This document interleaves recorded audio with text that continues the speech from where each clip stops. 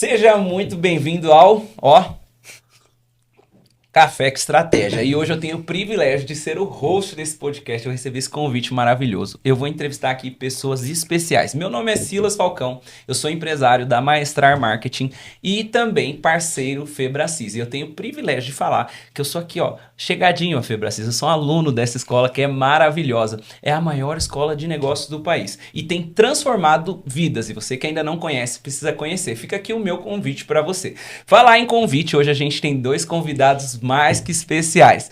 Primeiro, Camilo Vilaflor. Camilo, se apresente, meu filho. Fala, Silas, tudo bom? Que alegria estar aqui sendo entrevistado, né, por você. E para mim é uma grata surpresa, porque assim, a vida ela tem dessas, né? Quando a gente olha a nossa história, como a gente se conheceu para hoje, olha quantas conexões poderosas, né? Deus vai apresentando. Mas que felicidade tá aqui nesse bate-papo. Eu sei que vai ser muito legal tomar esse café, né, pra gente falar de estratégia aqui. Muito bom. E a outra, Daniela. Dani, fala pra mim, qual é seu nome de trabalho? Conhecida como? Dani Moraes Flor, filha Dani amada Moraes de Deus, esposa do homem mais lindo, mais gato do mundo. Pra mim, Ainda bem, Camilo né? Vilaflor, mãe do Davi. Essa sou eu. Olha. Rápida, objetiva, foco na solução. Gosto de relacionamento de pessoas, mas certamente estar entre as pessoas promovendo transformação é o que me move, o propósito que Deus trouxe para mim para esse tempo aqui em Goiás. Excelente. E eu perguntei, né, como que prefere ser chamado? Por quê?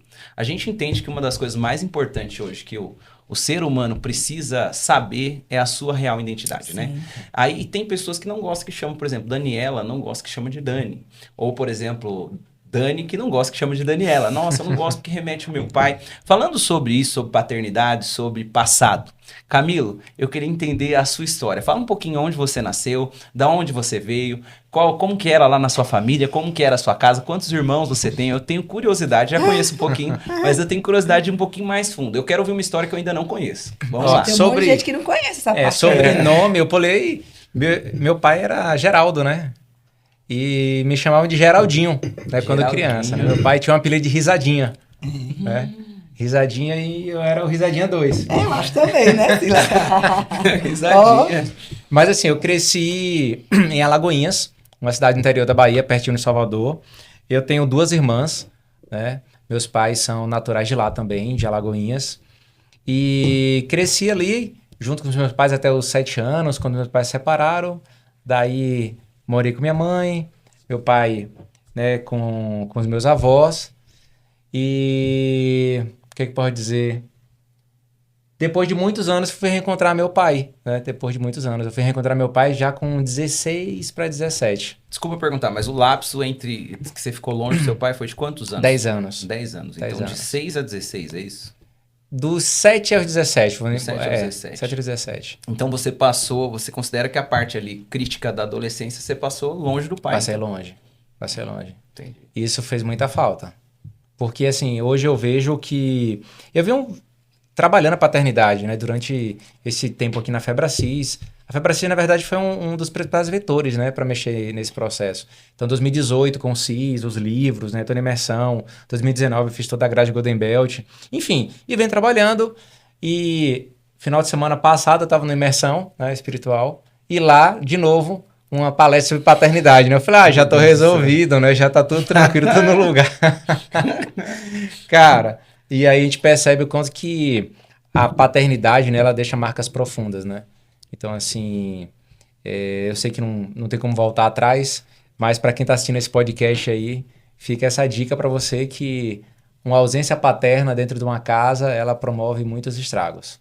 E eu perguntei como foi sua casa, justamente por causa disso. Era uma casa alegre? Como que era o que você tem lembrança? Você fala, nossa, minha casa, peraí, como eu lembro da minha casa? De infância mesmo, que lembranças você tem? Até os meus 6, 7 anos, na convivência com meu pai, sim, era uma casa em equilíbrio, né? De uma certa forma. Então tinha a presença do meu pai, da minha mãe, de minhas duas irmãs. Tinha uma vida mais estável, né? Meu pai dava essa provisão para uma estabilidade. E depois dessa fase, né, da separação, isso tornou muito instável, inclusive financeiramente. Então, foi quando eu vivi muitas situações desafiadoras relacionadas ao financeiro, né? Então, assim, minha mãe solteira naquele momento, cuidando de 3 filhos, aí depois engrenou no outro relacionamento, um tanto quanto disfuncional, né? E isso ali foi dividindo a nossa casa, porque a minha irmã mais nova já não Mas você nem contou se que você era o filho relacionava. caçula, mais eu novinho, sou o caçulinha, caçula, né? Ah, o caçula. Eu sou o caçula e tem Luana e tem Lorena, né? 2 irmãs. E aí eu lembro que minha irmã, a Luana, já não tinha um bom relacionamento com esse relacionamento de minha mãe. Enfim, e aí eu lembro que com 15 anos, minha irmã saiu de casa, foi morar, né? Foi morar sozinha. E por volta dos 16 eu também saí de casa, né?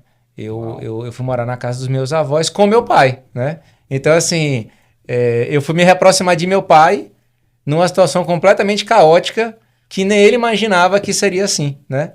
Mas naquele momento eu não tinha literalmente outra condição. Ou era daquele jeito, ou, enfim, eu não dava mais Não para tinha outra viver, opção. né? Dentro daquela realidade que a gente estava, né? Entendi. Então essa foi a raiz, da onde veio suas raízes, assim. Foi mais ou menos sua história até ali os 16, 17 anos. Dani, me conta um pouquinho, como é que foi a sua infância, a sua família, pai, mãe? Você cresceu com pai e mãe por perto? Cresceu com avó, com vô? Vamos lá.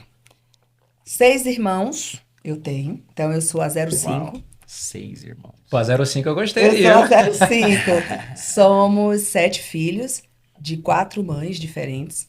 Então, meu pai, ele teve uma vida amorosa bastante Intensa. animada, intensa, mas eu não tive a oportunidade de conviver de uma forma direta com meu pai e com os meus irmãos. Porque quando eu tinha 6 meses de idade, a minha mãe foi encontrada morta comigo e minha irmã na cama. Então, aquele ali foi um grande choque para a nossa família. Meu pai já tinha 4 filhos e pós-nascimento, né, da 5ª filha, ele perde a esposa. Minha mãe tinha 26 anos naquela época. E durante um tempo, os meus avós, eles foram para casa de meu pai para cuidar de nós. Minha avó tinha acabado de se aposentar, minha avó paterna, ela era enfermeira do estado, e ela se aposentou mais ou menos 30 dias antes do meu nascimento. E aí eu tive vários problemas de saúde durante esse primeiro ano de vida e minha avó cuidou de mim e dos meus irmãos. Meu pai, contador, tinha uma vida muito animada e nessa época ele era presidente do Atlético, que é o principal time lá da minha terra, como se fosse aqui. Não vou botar polêmica Goiás e Vila Nova, mas é mais ou menos Atlético e Catuense lá. Qual cidade que era? Alagoinhas também. Alagoinhas também. Então, ficamos ali uns 3 anos, mais ou menos, com os meus avós na casa do meu pai.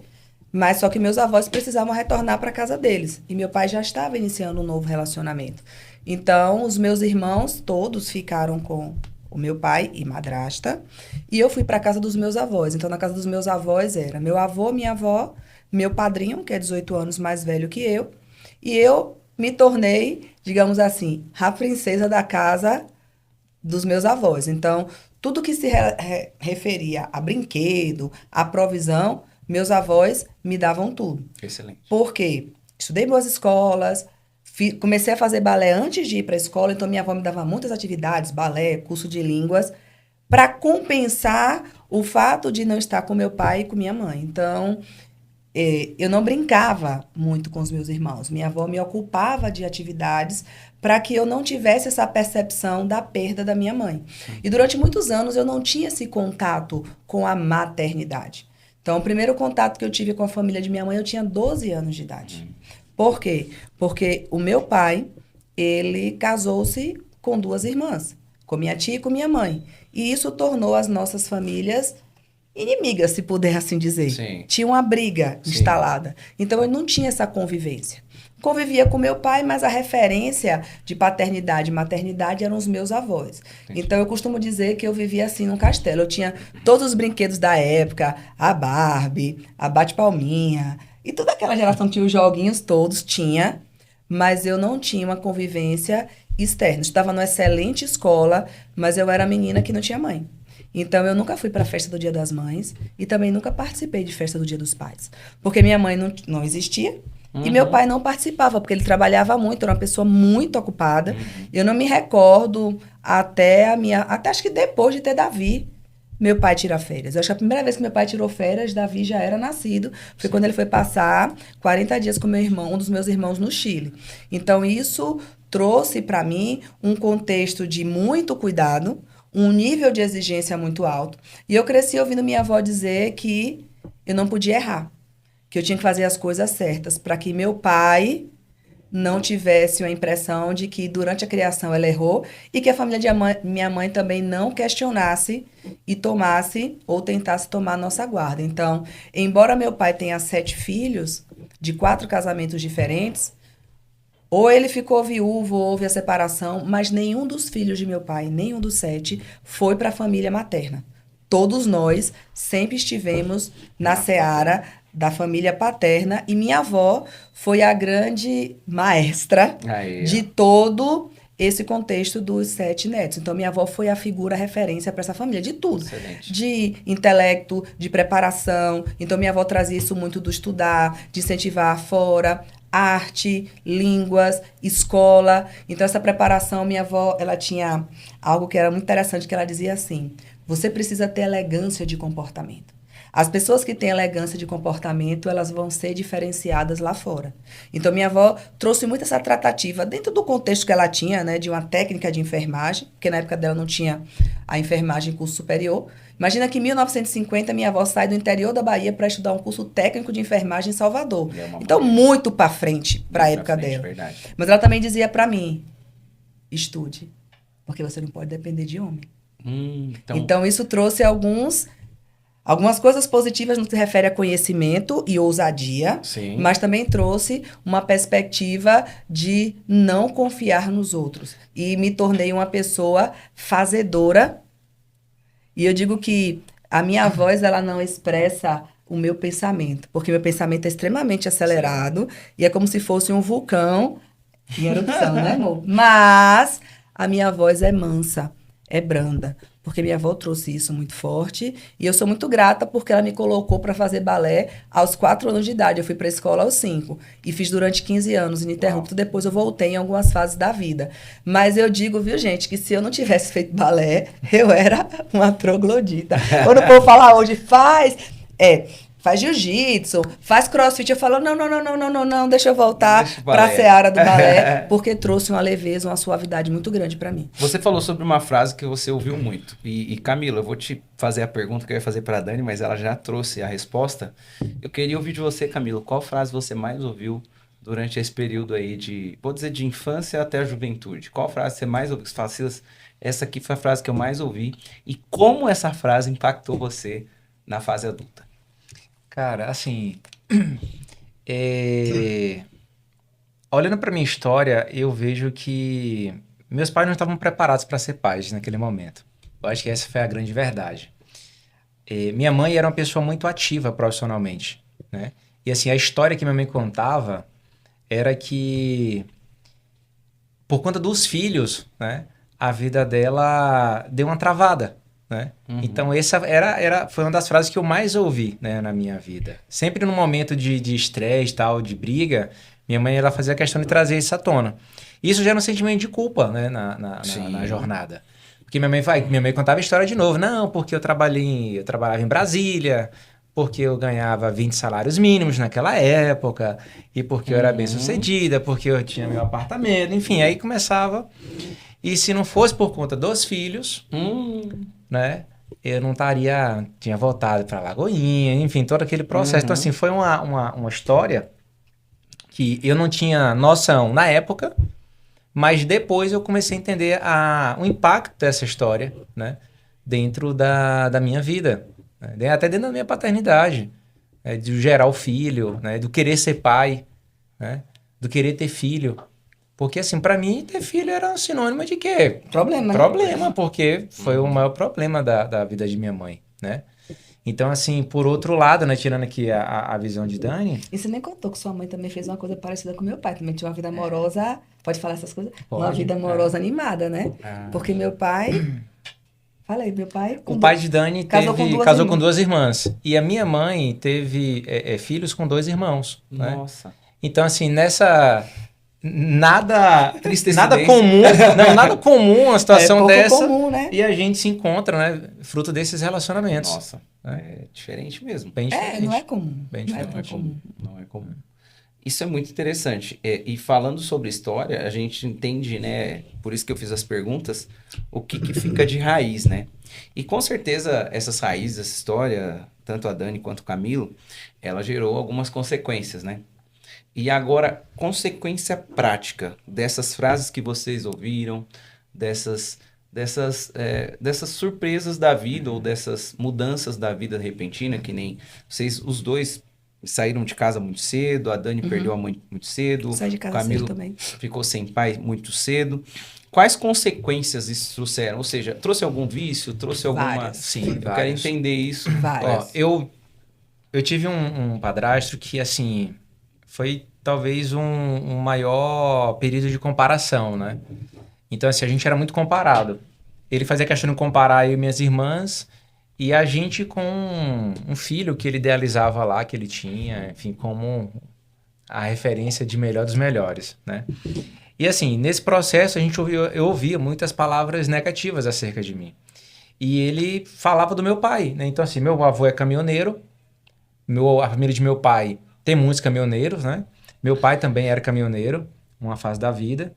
E só que ele tratava aquilo como algo pejorativo, né? Então, você não vai ser nada na vida, você vai igual a seu pai, né? Vai ser igual a seu pai, né? Você vai dirigir caminhão. E aquilo para mim foi tomando uma aversão, né? Tanto que quando eu fui morar com os meus avós, eu fui trabalhar com meu tio, que tinha uma autopeça de caminhão. E eu lembro de uma cena, tinha que tirar um caminhão de uma lateral, um caminhãozinho baú. Enfim, eu acho que mesmo em direção de carro pequeno. E aí meu tio falou, Camilo, tira esse caminhão aqui. Eu falei, não. Tipo assim. Não quero mais. Remeteu ali, eu falei, não quero dirigir não. Né? E isso feriu muito, né? Essas falas. E aí, o que causou? Como eu estava à margem dentro desse cenário de casa, eu comecei a não ter bom desempenho escolar, né? Eu comecei a buscar pessoas para ter amizade. Então, assim, eu nunca andei com pessoas ruins, mas eu comecei a andar com pessoas, aí já na fase de adolescência, aquela rebeldia ali. Então, eu comecei a fumar cedo. Eu lembro que eu comecei a fumar com 15 anos, mais ou menos, de idade. Uau. Né? E dali com 16 para 17 eu já bebia, né? Então, assim, como eu já fui trabalhando, então meio que eu tinha minha independência ali, não estava sobre a guarda de meu pai ou dos meus avós, eu tinha meu senso de liberdade. Então, o álcool e a bebida, o álcool e o cigarro, ele veio muito rápido para minha vida, né? Então, eu fumei durante 11 anos. 11 anos. Né? Então, isso foi um prejuízo. Né? E aí, acesso a festas, enfim, tudo isso é por uma falta de orientação e fruto dessas palavras, né? Essas marcas foram deixadas na época da adolescência. Ô Dani, falando das palavras e essas frases que você escutou, por exemplo, como você falou, né? Não dependa de homem, algo parecido. O que isso gerou em você? E fala um pouquinho das consequências que isso Para trouxe. além disso, Silas, tem um paradigma muito grande relacionado a mim e a palavras. Porque, em termos de comparação, eu e meus irmãos praticamente não vivemos isso. Em termos de palavra negativa, você não presta, não vai dar em nada, também não.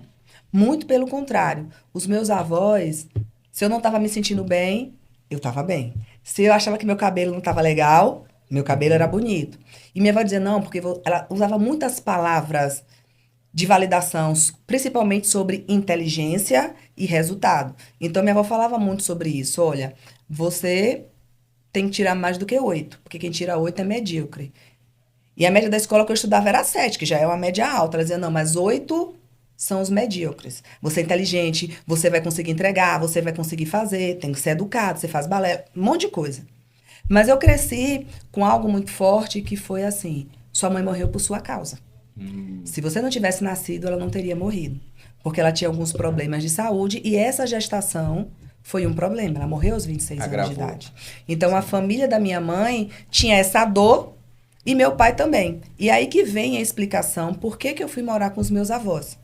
A minha irmã, que a diferença é pouco menos de 3 anos que eu. Ela ficou com madrasta e os meus irmãos também. E eu fui morar com minha avó.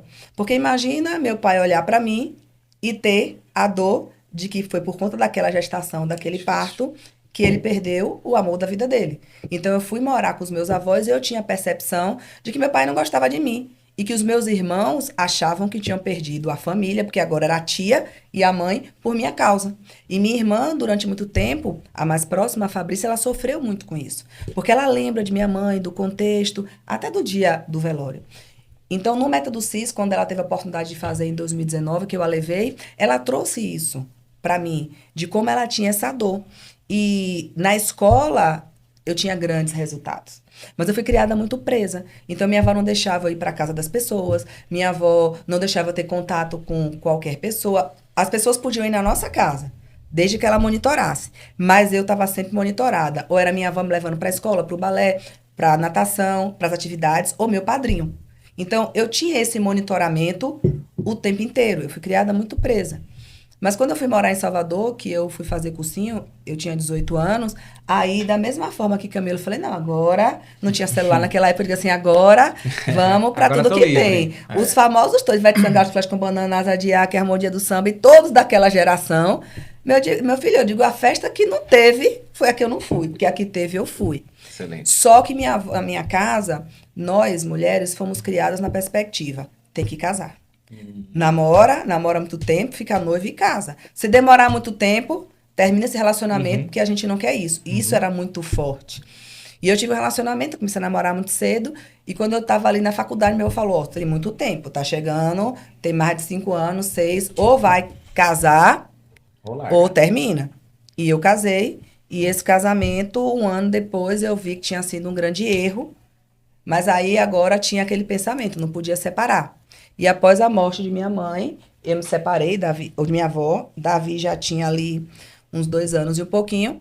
Foi quando eu trabalhava muito, sempre trabalhei muito. Então, o vício de trabalho foi uma das consequências.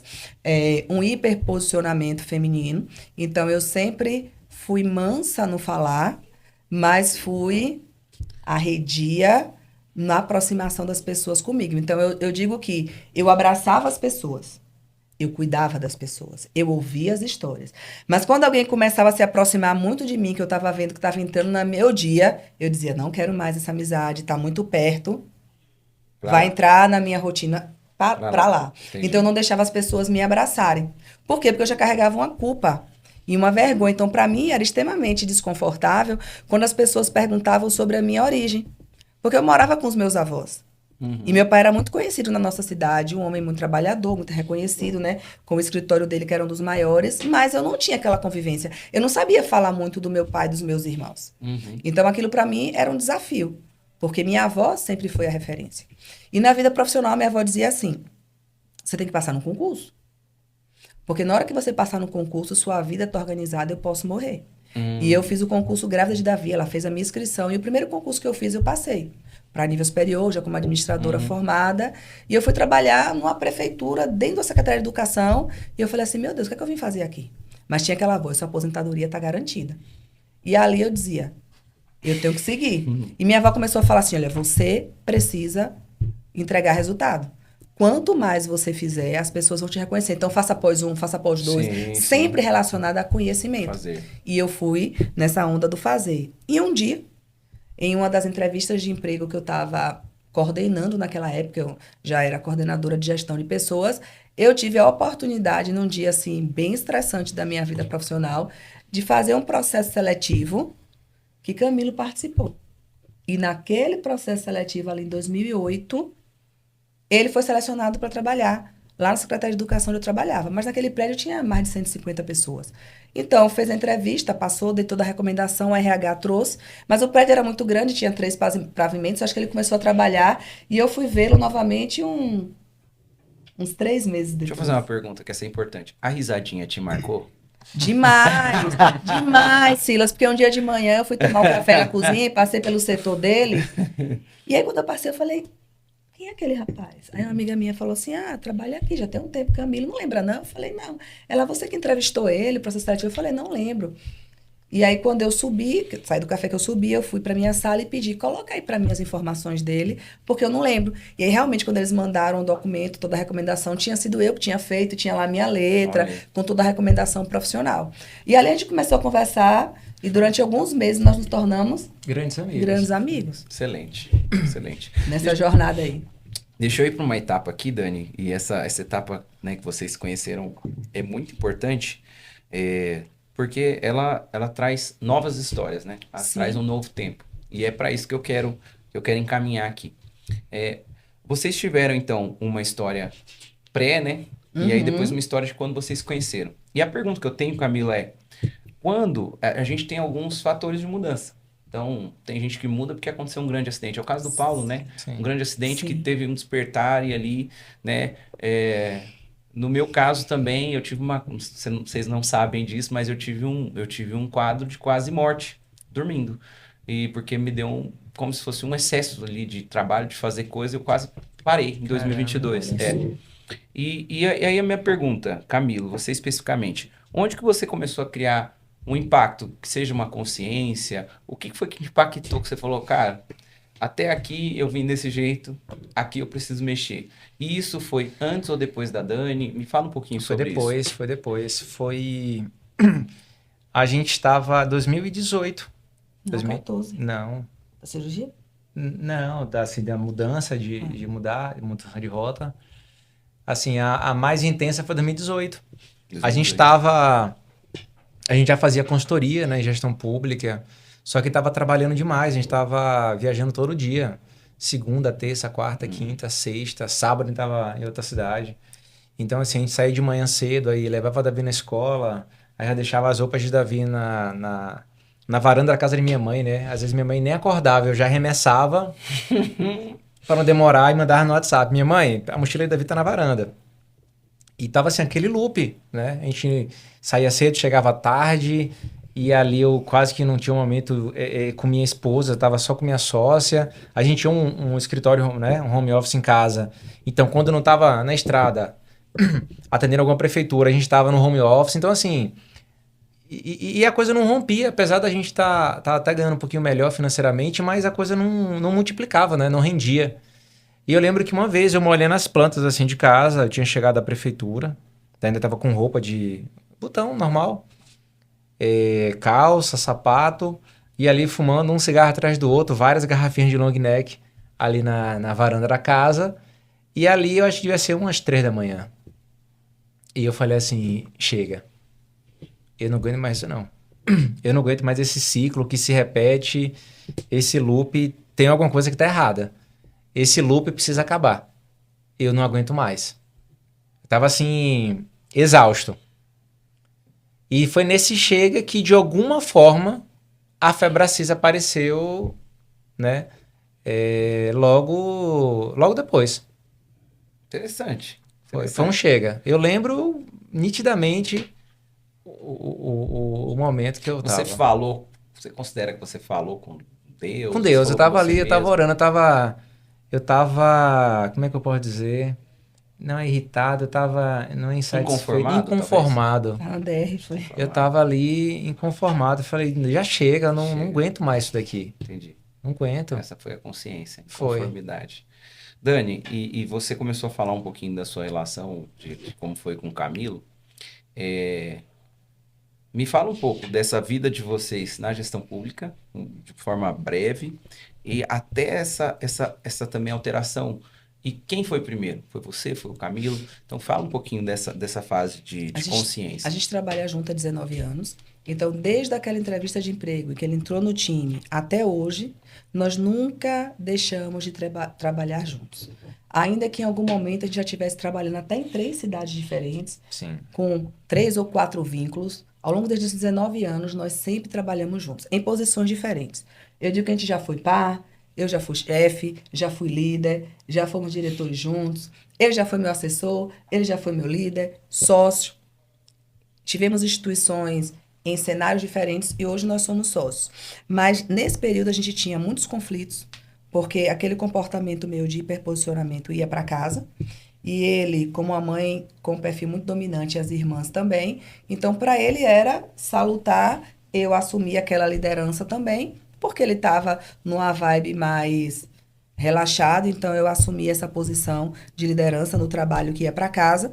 Também aí, já nessa fase de festa e farra, eu fumava uma carteira de cigarro por dia, ele fumava 2, mas eu comecei a ter muitas dores físicas. E essas dores, elas começaram a se materializar em analgésicos e depois vieram para medicamentos para dormir. Mas eu tive 2 pontos assim de inflexão muito fortes. O primeiro foi quando eu tive um problema sério de saúde e eu precisei ser submetida a uma cirurgia, que a gente tinha expectativa que ia ser algo simples, e que foi algo mais complexo, e na hora que eu entrei no centro cirúrgico, eu entrei para fazer uma videolaparoscopia, mas podia sair com uma parte do aparelho reprodutivo retirada, então a cirurgia já foi feita comigo entubada. Então ele tinha esse compromisso de se acontecesse alguma coisa, ele assinaria como responsável. E quando eu voltei desse contexto, eu voltei muito rápido a trabalhar, e a gente entrou num processo de querer ter filhos, ali por volta de 2014. E após essa cirurgia, a gente entendeu que nós tínhamos um desafio de gestação. E iniciamos um processo árduo de mais ou menos 1 ano e meio. Tudo que a gente tinha trabalhado, conquistado, a gente começou a consumir ali no processo de fertilização. E eu fiquei grávida, eram 2 meninas, e com 3 meses eu perdi as 2 meninas. Já estava numa casa maior, a gente tinha mudado para casa de 3 quartos, o quarto já estava pintado, já estava toda a arrumação. E ali, durante o período, eu passei a trabalhar 14, 16 horas por dia, mas simultaneamente eu comecei a ter crises de pânico, de 1 até 7 por semana. E isso foi fazendo com alguém que era extremamente ativa e que trabalhava muito, começasse a adoecer. E eu tive um episódio que eu tive um lapso de memória um dia.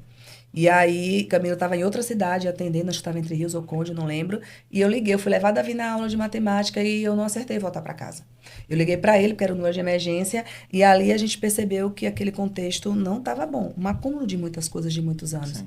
E ali eu chamei ele para a gente ir para uma palestra na Febracis. Era do livro O Poder da Ação. Então nós rodamos 100 quilômetros, a gente trabalhava a 100 quilômetros de Salvador. E ali, a primeira vez a gente fez o MAS, que é o mapa de autoavaliação, e as notas, eu tenho ele guardado até hoje. Uau. Foi 20 de março de 2018. E as notas, acho que a minha maior nota era 4, que nem era 4, era até menos. E ali eu falei, eu quero fazer isso, eu quero fazer uma transição de carreira, mas eu quero ser consultora, eu quero ser mentora na gestão pública. E aí, na outra semana, a Camila não convencida, a gente foi de novo para a mesma palestra, e na outra semana a gente foi de novo. Nós fomos 3 semanas seguidas. Para a mesma palestra. Para a mesma palestra, o Poder da Ação. E ali, a gente já conhecia coach de outra instituição, a gente já tinha feito coaching em grupo como líderes, porque o nosso gestor era muito à frente, o Caio, e a gente estava fazendo um processo de coaching individual. E a coach apresentou esse livro pra gente. E ali eu falei, eu quero fazer, mas eu quero fazer esse da Febracis, que é diferente. E aí, a gente se organizou e eu fiz a formação em coach. E quando eu fui fazer a formação em coach, eu falei, é isso que eu preciso? E ali eu me dei conta que eu estava doente das emoções e que eu convivia com o meu sócio, com o meu colega de trabalho, e que eu não tinha visto o Davi crescer. Então, isso era março de 2018. Então, ali foi o segundo ponto, que foi quando a gente entrou num processo muito forte de conflito, e ali, eu não sei se ele, não sei se eu, mas nós decidimos que a gente ia se separar. Eu já conhecia a Febracis. E aí, depois de muitas conversas, eu acho que talvez nessa noite aí que ele deu esse chega, ele se convenceu a ir pro método CIS, mas a gente foi pro método CIS tipo assim, ou é isso, ou acabou. Acaba. Ele foi obrigado, rebocado, eu falei, ou vai ou a gente se separa. E ali começou a nossa jornada na Febracis em 2018. E aí foi o ponto de virada. Uma coisa que que eu vou puxar aqui é o seguinte, a gente falou de história, a gente está falando do início da jornada. E eu quero falar um pouquinho de estratégia, que é o tema do podcast, Café com Estratégia. Então vamos falar um pouquinho de estratégia. O que vocês consideram que foi uma estratégia de sucesso? Porque vocês são pessoas de sucesso hoje como um casal, que eu conheço bem, são pessoas de sucesso trabalhando junto como sócios. Sim. E vocês também são pessoas de sucesso em relacionamentos. Então, o que vocês consideram como uma estratégia, Camilo, que você fala, essa estratégia é fundamental para que haja equilíbrio entre os pratos?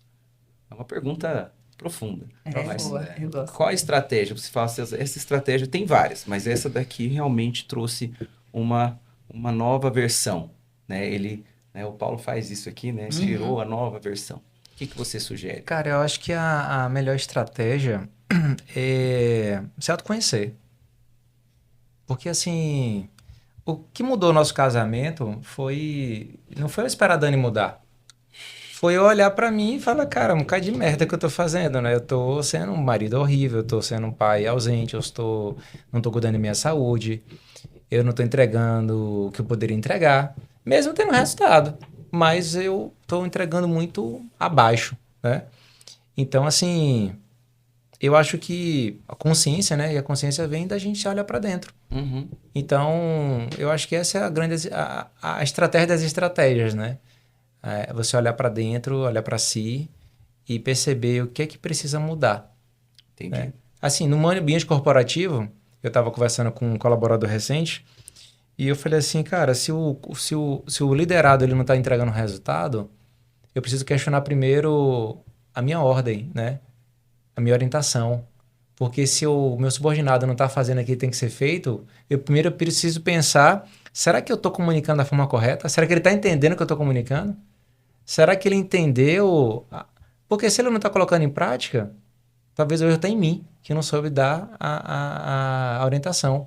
E isso eu só vou conseguir perceber se eu me autoconhecer, se olhar para dentro, senão eu vou estar sempre achando que a culpa é do outro. Você está dizendo, então, que a estratégia de autoconhecimento ela vai refletir como um espelho as pessoas que estão à sua volta, é isso? Sim. Forte isso, hein? Talvez é por isso que está escrito, Cristo falou pra gente ser como se fosse o reflexo dele aqui na Terra, ou Sim. pequenos cristos, né? Sim. Pequeno Cristo. Ele chama a gente de pequenos cristos. Sim. É porque assim, Silas, reconhecer a habilidade é um negócio que não é fácil. A gente não foi criado para reconhecer a habilidade, a gente foi criado para reconhecer a debilidade nos outros. Né? A gente olha, aquela pessoa é isso, é aquilo, não sei o que, tal, de apontar para fora, né? Mas a gente não foi ensinado, né, com uma grande característica de olhar para dentro e falar assim, peraí, qual é a minha debilidade? Interessante. Onde é que eu me melhoro? Onde é que eu me aperfeiçoo? Né?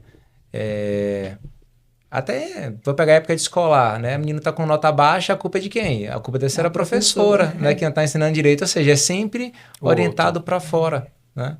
Então, para mim, esse é uma chave aí. Dani, eu sei que ele já... Essa daí é forte. Eu penso um pouco de... Assim, Mas- eu penso complementar, né? Sim. Na verdade, eu acho que na estratégia nossa, porque assim, como a gente trabalha junto há muito tempo e a gente teve encargos próximos e complementares, de verdade, nós dois trabalhamos de forma complementar. E durante muito tempo, a nossa parceria e resultado profissional era muito melhor do que o pessoal. Porque as pessoas diziam, um fala, o outro executa. Um tem ideia e o outro tem o projeto. Então, a gente tem perfis complementares e a gente tem habilidades complementares também. Então, isso nos times onde a gente estava, os líderes, todos os líderes que nós tivemos juntos até então, eles sempre potencializaram e nunca colocaram a gente em time separado. A gente sempre estava em time junto, porque eles entendiam isso. Então, a gente utilizou a inteligência emocional de trás para frente. A gente primeiro começou a olhar e extrair o melhor do outro. Então, desde muito novos, nós temos uma capacidade de observação e potencializar habilidades do outro. A gente não sabia que isso era inteligência emocional. Sim. E a gente foi fazendo isso um com o outro. Porque lembra que eu falei que a gente começou a trabalhar junto em 2008? Sim. Então, quando conheci Camila, eu era assessora de gabinete, ele era estagiário. Então, uma parte da nossa carreira, ele foi do meu time. E eu treinei e preparei ele. E depois, em outros momentos, já na Febracis, ele como gestor de marketing e estratégia, eu fazia parte de um time e ele treinou e desenvolveu. Então, muita da habilidade que eu tenho hoje desenvolvida no palco faz parte da estratégia que ele construiu para a persona ali, Dani Moraes. Então, Complemento. muito. E aí, quando nós conhecemos a Febracis, a gente foi para uma outra etapa de autoconhecimento e entendimento da verdadeira identidade. Porque ele tinha perdido a referência paterna e eu tinha perdido a referência materna, familiar. Nós dois fomos para a casa dos nossos avós.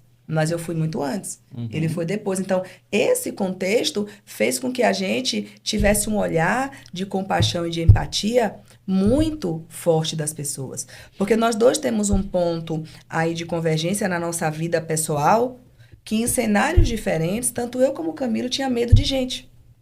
De desagradar, medo de ferir, medo de não atender as expectativas. de machucar o outro, uma dificuldade grande de dizer não. E isso fez com que a gente trouxesse muitas armaduras e as pessoas confundissem o comportamento. Então, Camilo era sempre o sorriso. Tipo assim, não vai dizer não, nunca vai ter um posicionamento forte. E quando vinha, as pessoas tinham um impacto muito grande. Não, Dani é mais firme, é mais séria. E aí, quando eu abraçava as pessoas, elas tomavam aquele susto. Tipo assim, mas você sente? Você abraça E também. a gente viveu na nossa vida profissional uma comparação. Que era tipo assim, Camila é simpático, Dani entrega resultado. Aí Camila dizia assim, mas eu não sou inteligente, eu dizia, mas eu não sou legal. E algumas pessoas trouxeram isso pra gente. A gente foi entendendo isso na Febracis, Uau. de ter um autoconhecimento e potencializar. E aí a gente foi se alinhando cada vez mais. E toda aquela performance que a gente tinha na vida profissional de grandes resultados, nós fomos trazendo para nossa casa, para o nosso casamento. Excelente. E aí a gente foi tirando aquilo que não cabia, né, como papel profissional, familiar, de parentes, e foi trazendo para Dani e Camilo para casa. Saindo cada um da posição disfuncional que estava no trabalho, em casa, e Camila assumindo, sim, o papel de líder, o papel do provedor, do cuidador, e eu assumindo o papel Da esposa. da né, esposa. mulher. Porque, embora sempre fui muito feminina, mas eu tinha essa voz de comando muito forte em casa. E aí eu fui permitindo que ele passasse a cuidar e tomar decisões, porque até 2019, 20, eu não delegava decisão alguma da minha vida para absolutamente ninguém. Então, isso foi um ponto muito forte do autoconhecimento e a gente foi trabalhando. E hoje, a gente trabalhar junto, eu digo sempre, assim, não tem pessoa melhor para trabalhar. Tem conflito, às vezes, de ideias? Tem. Mas a gente sempre vai convergir para algo em unidade. Por quê? Porque, de verdade, assim, falando aí para os casais, a gente se conhece muito bem, profissionalmente e pessoalmente. São 19 anos trabalhando juntos, convivendo juntos. E a gente foi amigo antes de Sim. se tornar, né? Ter um relacionamento, Interessante. namorados. Então, isso fez com que, assim, tá trabalhando, eu tô ali, Camilo chega no auditório, às vezes ele não fala nada, ele bota uma música, eu sei o que é que ele quer que eu faça. Da Perfeito. mesma forma, eu olho para ele, ele já sabe qual é o contexto do que precisa ser feito. Então, a gente se comunica durante muito tempo, né? A gente aprendeu a fazer isso sem falar verbalmente nada. A gente usa o 93% da comunicação não verbal muito forte. Ó, pegando o que vocês falaram, então, Camilo, para o Camilo, a estratégia é o autoconhecimento. Dani também falou de autoconhecimento, mas aqui falou sobre o casal que se complementa. Sim. Quando a gente fala de complemento entre cristão, pessoas, né, que acreditam que tem Cristo como base Sim. de vida, nós falamos de um cordão com 3 dobras. E a minha pergunta para vocês ela é bem objetiva.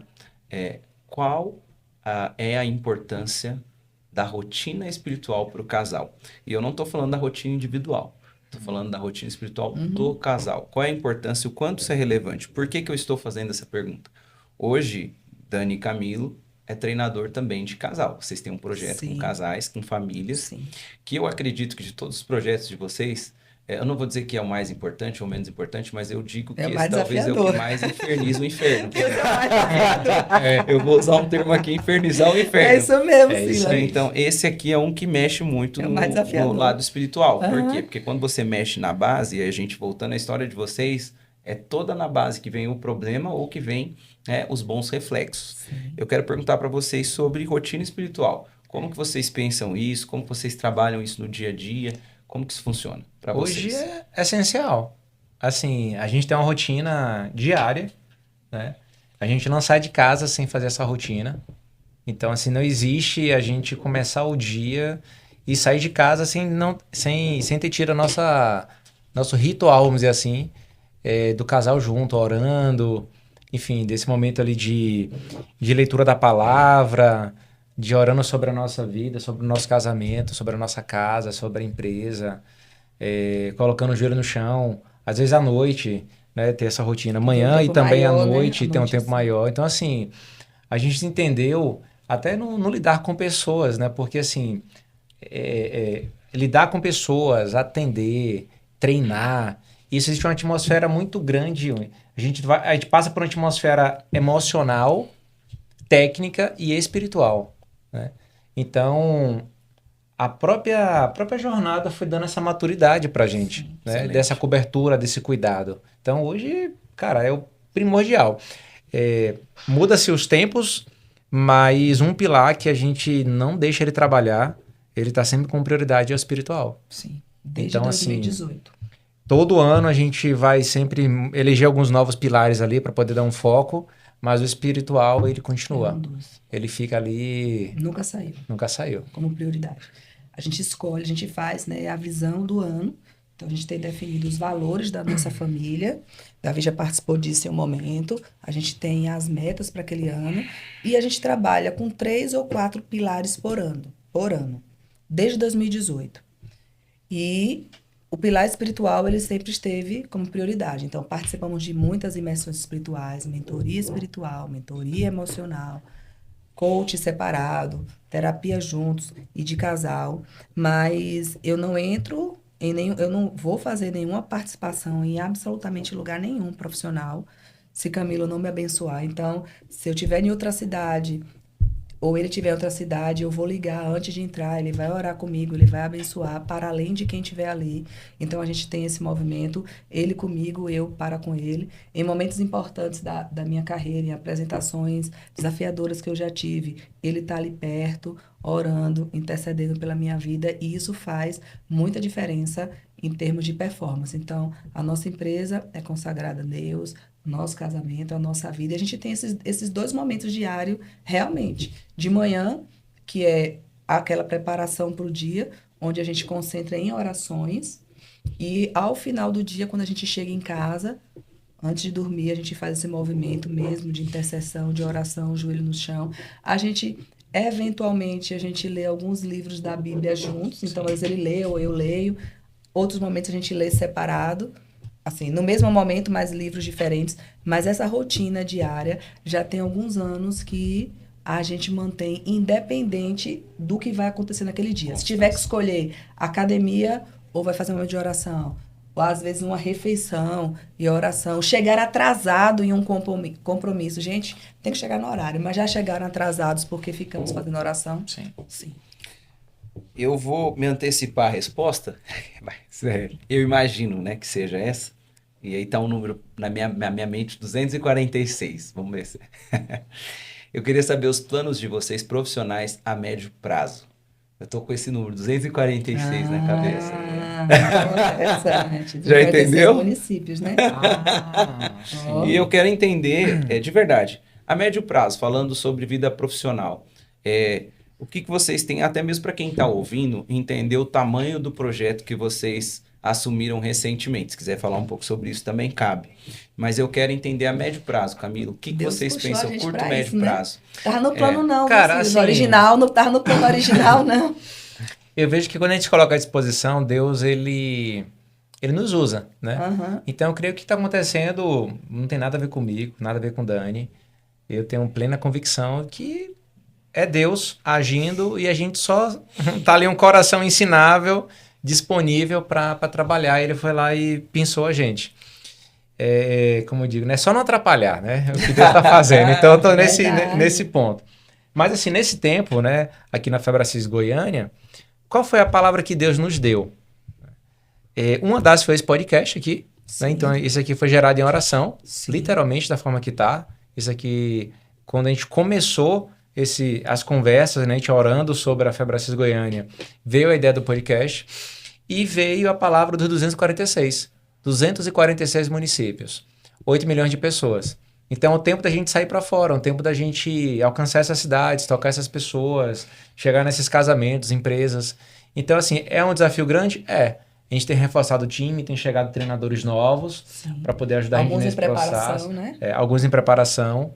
Mas esse é o ponto, cara. É o desafio que Deus trouxe da gente levar esse movimento de transformação nos 246 municípios. Sim. Excelente. Né? Eu passei 18 anos, Camilo, pouco mais de 13, na gestão pública, sendo forjados e entendendo de pessoas em várias esferas da sociedade.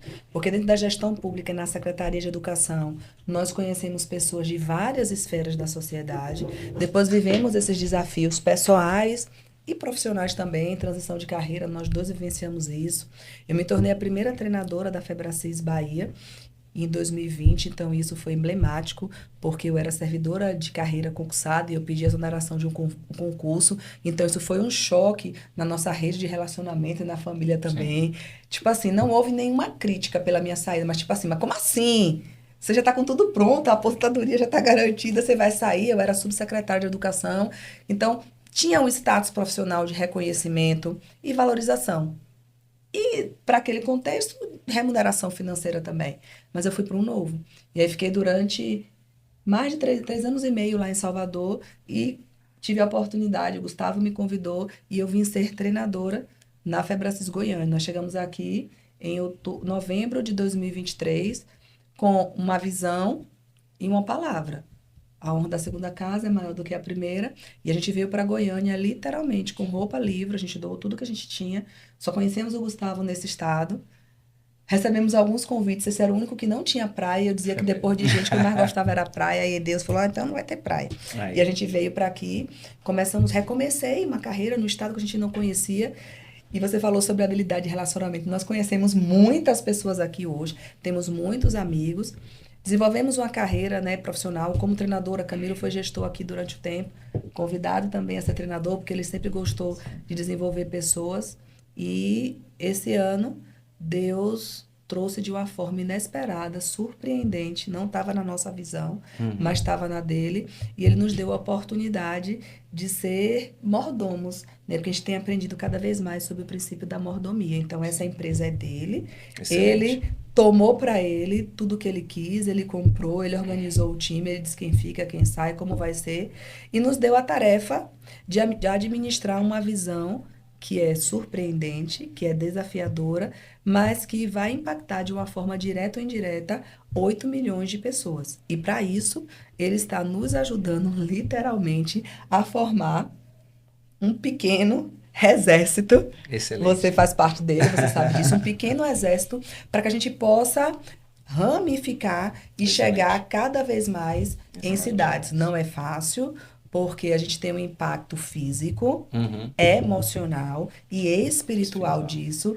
mas a gente sabe também que quem entregou a promessa é fiel para cumprir, e eu trago isso, né? E quando eu vim para Goiânia, eu registrei em mim para fazer programação mesmo. Aqui foi a neuroassociação, programação mental, e para eu me lembrar todos os dias, né? Eu escrevi para não esquecer mesmo. Na verdade, para lembrar, que está em Mateus 6, né? Se os meus olhos forem bons, todo o meu corpo terá luz. Então, toda vez que chega um desafio, toda vez que chega algo para mim, eu penso assim, tudo depende da forma que eu vou olhar. Excelente. Tudo depende da forma que eu vou olhar. Tudo depende da forma que eu vou olhar.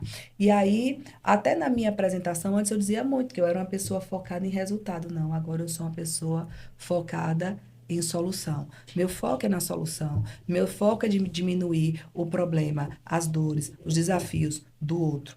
E isso muda a minha percepção. Então, para mim, ninguém chega com nota 1 ou nota 0. Para mim, todo mundo chega com a nota 10. Eu vou partir sempre do princípio da boa-fé e da integridade da pessoa. Claro que ao longo da jornada eu vou observar. Só que eu vou errar. Você vai errar. Camila vai errar. E sabe o que vai acontecer? A gente vai aprender. Tem algumas profissões que se a pessoa errar, pode acontecer um impacto. Mas isso é algo bem específico. Então, eu aprendi que eu posso errar. Sim. E eu também posso ter compaixão por mim e entender, ok, Acolher, eu sou falha. Mas eu vou fazer o meu melhor. Então, eu tenho uma consciência todos os dias que minha família está entregando o nosso melhor todos os dias para a missão que Deus nos entregou. Mesmo a gente sabendo que, apesar da gente estar aqui, Ele vai prover todas as coisas. Excelente. E se a gente não tivesse, ia acontecer do mesmo jeito. Muito bom. Eu vou aqui para uma finalização, uma pergunta final. Ah, já. E eu quero... sabe por quê? O café já acabou. Eu acho que tem que vir de novo. O que acontece? Eu tenho uma pergunta, ela é uma pergunta, eu preciso que vocês sejam um pouco objetivos, mas eu quero trazer uma passagem bíblica. Tá? José, ele foi elevado à quinta potência dele em sonho, porque ele viu as estrelas, né, se curvando perante ele, ele era a estrela principal. Sim. Então ele conseguiu visualizar isso no futuro. E a minha pergunta para vocês, falando de futuro agora mais longe, não é daqui, falando de longo prazo, qual é a visão de quinta potência de vocês de futuro?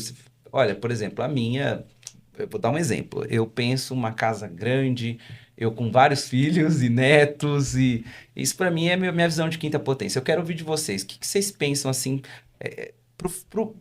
quando você já estiver perto de Cristo chamar vocês, né? Que vocês vão velhinhos e aí você fala, ó, isso daqui é quando eu quero chegar e falar essa frase e ter essa visão. Esse aqui eu concluí minha jornada, combati o bom combate, guardei a fé. Qual que é essa visão? É uma pergunta, não sei se já perguntaram isso, mas enfim. Cara, minha visão, acho que eu me vejo na fazenda, sabia? Excelente. Cafezinho. Excelente. Bolinho. Um bolinho, um boi, enfim, assim, a gente tá numa fase bem produtiva, né? Então, acho que esse momento agora é da gente falar muito, né? Acho que Deus deu esse dom pra gente poder levar essa mensagem adiante, mas eu creio que desacelerando nesse futuro, eu me vejo lá numa zona rural aí, né? Excelente. Numa fazenda. Excelente. Tá no meu mural. Eu vejo a gente próspero em todas as áreas. Tendo unidade com Deus, Sim. tendo unidade entre nós dois, Davi com a sua família, sim, projetado para as nações, já com netos vindo passear, sim, amigos que a gente possa contar, ter músculo, então, vai chegar velhinha com músculo, corpo forte, saudável, organizada, com a chaparia em dia, servindo, podendo, na minha visão positiva de futuro, eu digo que eu posso doar carro, eu posso doar casa, eu quero doar avião. Excelente. Porque se eu fizer isso, é porque vai ter prosperado bastante. Excelente. Então, na minha visão positiva de futuro, eu quero doar coisas para o reino de Deus. Excelente. Quero ter liberdade geográfica e independência financeira. Agora sim, porque isso é prosperidade. Pegando só um gancho aqui de Dani, eu vejo que, olhando para esse futuro, agora falando mais sério, eu me vejo 100% dedicado à obra de Deus. Excelente. Ministério. Venho no ministério. Excelente. Muito bom. Eu não me vejo assim mais fazendo nenhuma outra atividade profissional. Entendi.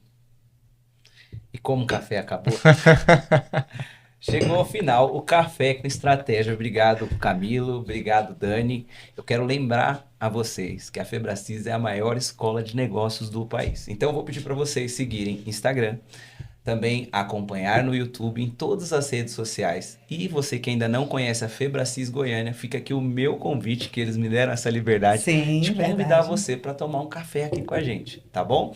Então, até o próximo episódio. Continua acompanhando o Café com Estratégia e fica aqui meu beijo, meu abraço para vocês. Tchau, tchau. @Dani Moraes Flor, @Camilo Filaflor. E nós estamos muito felizes com esse dia. Silas Falcão, vou convidar de novo, porque achei massa, E foi uma grata surpresa, foi papai. Eu falei, eu preciso de alguém para conversar conosco. E você foi escolhido, que bom que Deus escolheu você para conversar conosco. E isso é um presente. Convidarei de novo, porque tem mais coisa que o povo quer saber de nós, e eu acho que ele vai saber falar excelente. muito bem. Manda nos comentários aí o que vocês querem saber da gente aí, que a gente vai fazer um episódio 2. Também, que ele vai fazer um episódio 2. E tem uma coisa importante, para saber que você chegou até o final, eu quero que você escreva um hashtag nos comentários, hashtag risadinha. Risadinha. Só quem viu inteiro vai entender. Isso aí. Tá bom, gente? Até o próximo episódio. Nós te aguardamos.